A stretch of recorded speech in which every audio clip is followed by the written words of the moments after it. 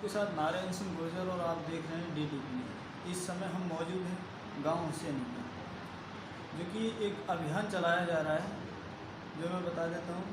सतीश गुर्जर एवं बलजीत गुर्जर द्वारा निःशुल्क लाइब्रेरी, उसके बारे में मैं जो बलजीत गुर्जर हैं उनसे मैं जानकारी लूँगा कि कैसे कैसे क्या प्रोसीजर है और किस प्रकार जो मुद्दा उठाया है उसका जो पूरा प्रोसीजर है वो क्या है। भैया क्या नाम आपका? मेरा नाम बलजीत गुर्जर है। अच्छा, जो ये लाइब्रेरी आप चला रहे हो निःशुल्क गांव गांव अभियान चला रहे हो, तो इसका क्या प्रोसीजर है, क्या है, क्या संदेश है वो?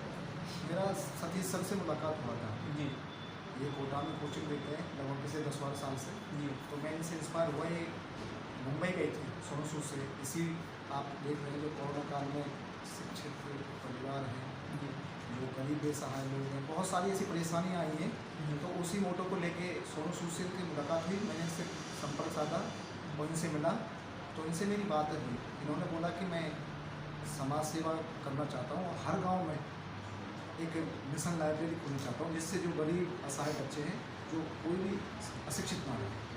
अच्छा, जो ये आपने ये जो पहल उठाई है, जो ये पहल कर रहे हो आप, ये कहाँ से आपको ये अनुभूति हुई कि हमको ये करना चाहिए, ये लाइब्रेरी चलानी चाहिए इस समय में?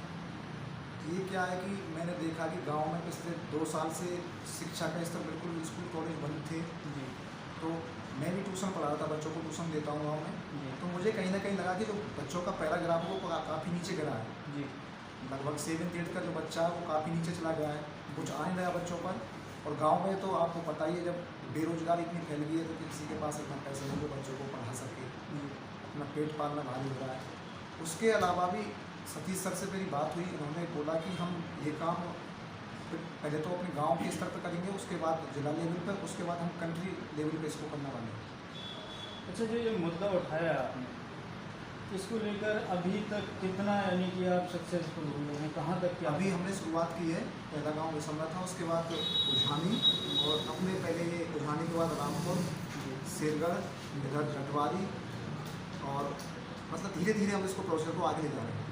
अच्छा, जैसे हम बात करें आपकी जो ये अभियान चल रहा है, इसमें आखिर आगे आप क्या करना चाहेंगे? इसके अलावा शिक्षा के अलावा भी हमारे 2-3 प्रोसीजर हैं, उसके बारे में आपको बताता हूँ। इसके साथ युवाओं के जैसे खेल प्रतियोगिताएँ का आयोजन करवाना, एक प्रकृति के प्रेम को भी दिखाना है। मतलब शिक्षा ही एक हमारा मोटो नहीं रहेगा, एक पर्यावरण का संदेश देना, लोगों के प्रति अच्छी भावना हो, देश के प्रति प्रेम बढ़े, ऐसे कार्य हम करेंगे।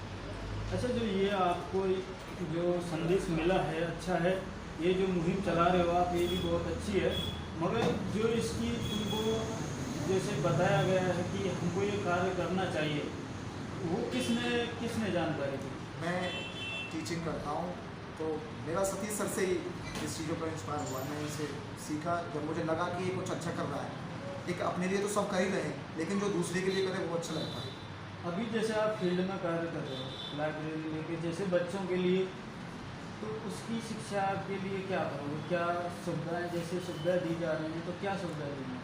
अब फिलहाल तो हम गांव के युवाओं से मुलाकात कर रहे हैं, जो प्रत्येक गांव के जो बच्चे हैं, शिक्षित हैं, जिनको लग रहा है कि ये समाज सेवा में आगे आ सकते हैं या अपना 1 से 2 घंटे का समय दे सकते हैं, तो उन लोगों से हम मुलाकात करके उस प्रोसीजर को आगे बढ़ाएंगे। बहुत बहुत धन्यवाद। देखिए, अभी मैं बात करूँगा जो टीचर महोदय हैं, जो सतीश गुर्जर हैं, जो शिक्षा को लेकर लगातार मुहिम छेड़ रहे हैं, जो मथुरा ज़िले में इन्होंने मुहिम छेड़ी है, बहुत अच्छी मुहिम है। उसके बारे में भी मैं जानकारी लूँगा कि बच्चों के लिए जो कोरोना काल चल रहा है, इसमें शिक्षा की बहुत आवश्यकता है। सभी बच्चे अपने घर बैठे हुए, किसी भी प्रकार की कोई शिक्षा नहीं मिल रही है, तो उसको लेकर मैं परिचय करूँगा। पहले तो आपसे परिचय करूँगा। हाँ भैया।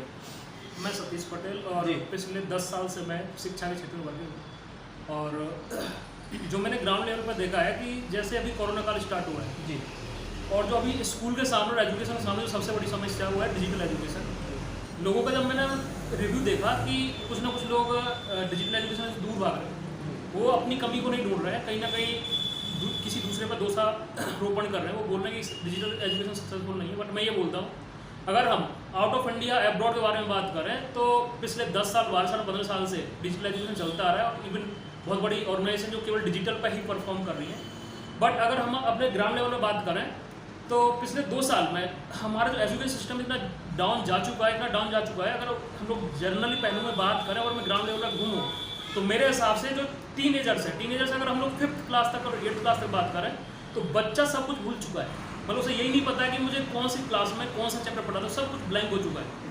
और अगर शिक्षा के बारे में हम लोग बात करें तो मैं से पिछले 10 साल से ही IIT मेडिकल ओलंपियाड के लिए कर रहा हूँ और पिछले 3 साल में मैं इंडिया के 3 youngest scientist of India mentor कर चुका हूँ और मैं अभी अपने कैरियर में 18,000 प्लस बच्चों को IIT और मेडिकल की कोचिंग दे चुका हूँ। और ऐसे युवा कम से कम 1000 ऐसे युवा होंगे जो कहीं ना कहीं अपनी ज़िंदगी में चाहे डॉक्टर हो या फिर इंजीनियर हो।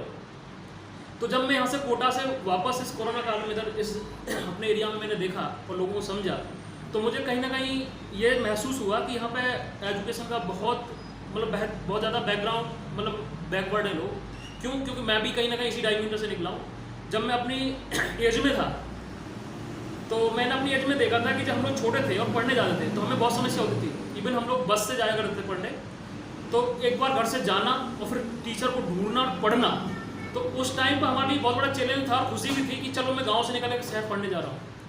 बट एक सीढ़ी से दूसरी सीढ़ी जब मैं धीरे धीरे बाहर निकलता चला गया, इवन दिल्ली मुंबई जब मैंने पूरा दुनिया को देखा और इस एजुकेशन फील्ड में काम किया, इवन हम लोगों ने इसमें रिसर्च टाइप तक हम लोग किए हैं और अभी भी हम लोग इसमें जो हमारा रिसर्च जारी है। चाहे हम लोग एब्रॉड में भी बात करें तो मैक्सो, कनाडा, US ऐसे हमारे साथ और भी बहुत सारे टीचर्स हैं जो हम लोग रिसर्च में लगे हुए हैं। अगर हमारी जो अच्छी यूनिवर्सिटी की बात करें और हमारी रिसर्च के हिसाब से बात करें, जो टीनेजर्स होते हैं, जो 5th क्लास तक होता है बच्चा, सबसे ज़्यादा एनर्जी होती है। देन जब हम लोग 6th से 8th तक की बात करते हैं उनके अंदर बहुत ज़्यादा एनर्जी होती है सीखने की। यदि उस एज में अगर आपने कुछ अच्छा चीज़ सिखा दिया तो डेफिनेटली बच्चा कुछ अच्छा लाइफ में परफॉर्म कर जाएगा।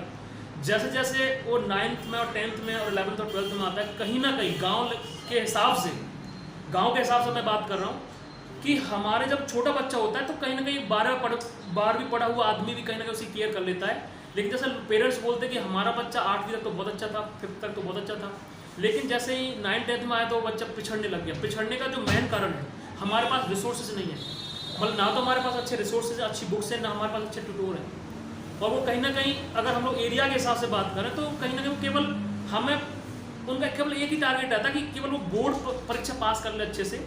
और आपको एक जनरल बात और बता देता हूँ, ज़्यादातर पेरेंट्स, टीचर्स और गार्जियन का जो मोटो रहता है कि केवल वो साइंस और मैथ्स पढ़ ले। इसी पहलू पर मैंने एक बुक और पब्लिश होने जा रही है मेरी, जिसका टाइटल है हाफ एजुकेशन। उसमें मैंने सारे पहलूज को डिस्कशन किया है कि क्या हम लोग आज के युग में क्या गलती हम लोग कर रहे हैं, क्या पेरेंट्स गलती कर रहे हैं, क्या टीचर कर रहा है, क्या स्कूल सिस्टम कर रहा है, क्या बच्चे कर रहे हैं। तो डेफिनेटली आप तक ये मैसेज पहुँच जाएगा। और अब हम लोग अपने ग्राउंड लेवल की और वर्किंग एरिया की बात करें तो हमारा पहल इस संदर्भ में सोनू सूद मुंबई में जाके भी मिला हूँ और उनके साथ हमारा लगभग कोलैबोरेशन हो चुका है। लगभग पूरा ही कोलैबोरेशन हो चुका है। हम लोग बहुत जल्द इंडिया में आने वाले हैं और ये मुहिम हमने अपने मथुरा डिस्ट्रिक्ट से ही स्टार्ट किया है कि सबसे पहले जिस धरती में मैंने जन्म लिया है कम से कम उसको तो मैं फर्टिलाइज कर दूँ, उसको तो सुसज्जित कर लूँ, देन आगे बढ़ूँगा। और ये हमारा टारगेट है कि अगले 2 महीने में हम लोग मथुरा डिस्ट्रिक्ट को कवर करके इंडिया इजीली हम लोग कैप्चर कर लेंगे। और ये जो हमारा जो शिक्षा का एजुकेशन है ये सारा का सारा फ्री रहेगा। और यहाँ पर लाइब्रेरी का मतलब केवल बुक्स रखना नहीं है। जनरली लोगों को माइंड में ये जाता है अगर लाइब्रेरी खुल रही है तो केवल बुक्स का बहुत सारी किताब रखी हुई होंगी, बहुत सारी चीज़ें ऐसी रखी होंगी, लेकिन ऐसा नहीं है। लाइब्रेरी का सिंपल सा मतलब ये है, ऐसी जगह है जहाँ पे बच्चा आपका बिना डिस्टर्बेंस, जैसे गांव में लोग बोलते हैं ना भजन और भोजन एकांत का होता है, वैसे ही शिक्षा भी बिल्कुल एकांत ही होती है। तो एक ऐसा जगह हर गांव में हम लोग इस्टेब्लिश करने वाले हैं जहाँ पे बच्चा इजीली पढ़ सकता है। वहाँ पे हम लोग अकेडमिक मतलब 5th से लेकर 12th तक का फ्री एजुकेशन प्लस कॉम्पिटिटिव में आपका IIT, NEET, Olympiad plus competitive for jobs, SSCGL, banking, clerk, ये जितनी भी तैयारी उसके लिए। और इसके अलावा भी हम लोग अगर पहलू में बात करें तो स्किल डेवलपमेंट पे हम लोग काम करेंगे। जैसे हम लोग पुराने टाइम में हम लोग पढ़ते हैं ना लघु उद्योग और एंटरप्रेन्योरशिप, इन सारी चीज़ पर हम लोग यहाँ से ट्रेनिंग लोगों को देंगे कि जो युवा है केवल जॉब जिसने ट्राई कर लिया, जिसका हो गया अच्छा है, जो जॉब से रह गया है तो कुछ अपनी लाइफ में कुछ ऐसा स्टार्टअप कर ले, कुछ ऐसा पहलू कर ले अपने घर पर रह के, अपने एरिया में रह के, अपने गाँव में रह के, कि अपनी जीव का इजीली बहुत अच्छे से चला पाए। ये हमारा मिशन है। अच्छा सर, अगर हम बात करें मथुरा डिस्ट्रिक्ट की Yes. जैसे अभी आपने शेरगढ़ में ये मुहिम चालू की है, तो इसमें अगर हम बात करें, जैसे बच्चों को आपने लाइब्रेरी स्टार्ट किया है, बहुत अच्छी मुहिम है, मगर जहाँ तक मेरे हिसाब से अगर हम बात करते हैं कि जहाँ शिक्षा को लेकर अगर बात करें तो शेरगढ़ क्षेत्र में तो कुछ ऐसा नहीं है लगातार। अभी आपने बताया कि महोदय ने भी बताया था कि हमारी 2-3 यहाँ लाइब्रेरी स्टार्ट हो चुकी हैं, उनमें जो सुविधा दी जा रही है, उनमें जो टीचर दिए जा रहे हैं, टीचर हैं वहाँ पर, तो वो कैसे कैसे क्या है? जो हमारा भी जो लाइब्रेरी सेटअप है उसमें हमारे 2 तो स्मार्ट टीवी लगे हुए जी। और वो स्मार्ट टीवी ऐसे कि मैं दुनिया के किसी भी हिस्से में रहूँ तो वहाँ पे मैं अपनी रेगुलर सर्विस दे पाऊँ। और उस सर्विस में हम लोग एकेडमिक भी रखेंगे, कॉम्पिटिटिव भी रखेंगे, और जो हमारा टीचर होगा हमारे मथुरा डिस्ट्रिक्ट को तो पक्का नहीं होगा, एक्सक्लूडिंग मी, मतलब मैं तो जरूरी रहूँगा अगर मैंने ये मुहिम स्टार्ट किया है जी। और इसमें जितने भी टीचर रहेंगे सारे के सारे हमारे एक्सपर्ट टीचर बाहर के, मतलब जो मेरा जो प्रॉपर वर्किंग फील्ड है वो कोटा है, और कोटा इंडिया का सबसे बेस्ट पॉइंट माना जाता है। इवन इंडिया भी बात ना तो वर्ल्ड का टॉप मोस्ट माना जाता है। जब भी आप कभी कैम्ब्रिज की बुक कंसल्ट करोगे तो उसके बैक फ्रंट पे ये माना जाता है और लिखते वो लोग मेंशन करते हैं कि अगर दुनिया का सबसे अच्छा कोई एजुकेशनल हब है तो इंडिया के अंदर चल रहा है वो कोटा है। तो वहाँ के सारे एक्सपर्ट टीचर रहेंगे और जो एज ए टीचर वर्किंग करेंगे। हाँ, लेकिन एक सबसे बड़ी समस्या ये आती है लोगों को, आपको जो मन में क्वेरी चल रही होगी मेनली, कि जहाँ लाइब्रेरी रहेगी वहाँ कौन टीचर रहेगा। जी।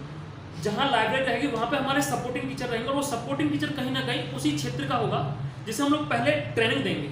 हमारे कोटा फैकल्टी ट्रेनिंग प्रोग्राम चलता है जिसमें हम लोग बहुत सारे टीचर हायर करते हैं, उनको ट्रेंड करते हैं, स्किलफुल बनाते हैं, उसे हम लोग मार्केट में लॉन्च करते हैं। तो उसी कड़ी में हम लोग वहीं से कुछ अच्छे इनोवेटिव स्टूडेंट को कलेक्ट करेंगे, उनको ट्रेंड करेंगे, जिनको हम पढ़ाएंगे, जिनको हमारे जो हम पढ़ाएंगे, छोटे बच्चे हैं उनको इजीली जिस फॉर्मेट हम लोग चाहते हैं इजीली वो ट्रेंड कर पाएंगे।